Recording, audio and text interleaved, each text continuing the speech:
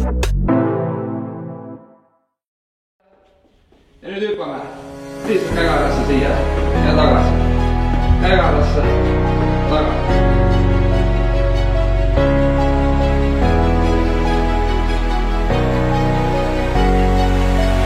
Tõsta kasvu koormust, nii me saamegi paremaks.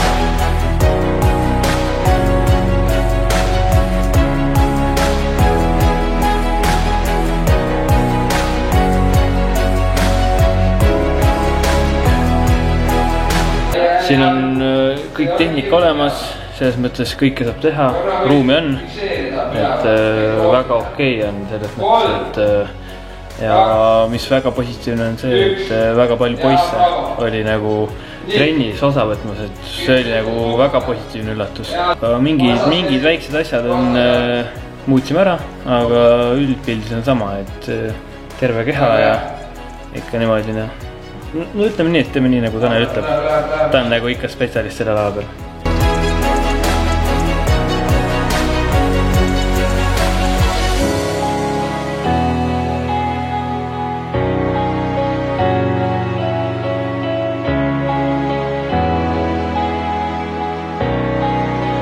Tanel, ülikooli haridusega treener sa oled, aga sellisel moel treeninguid läbi viid vist küll päris esimest korda.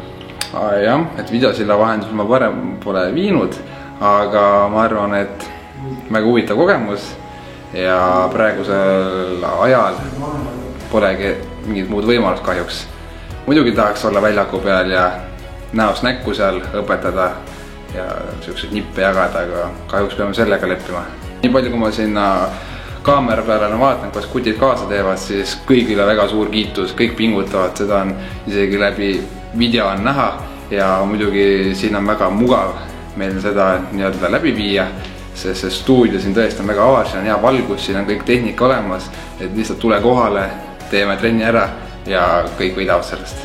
15 sekundit veel, hästi ramal ja tiiruta, 10 sekundit.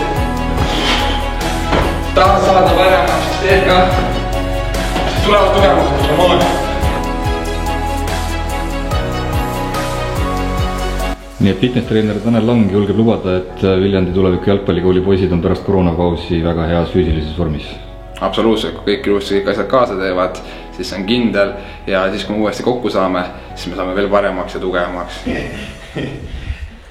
Aga poisid, infot tuleb Facebooki ja andke siis teada, kui tekib küsimusi.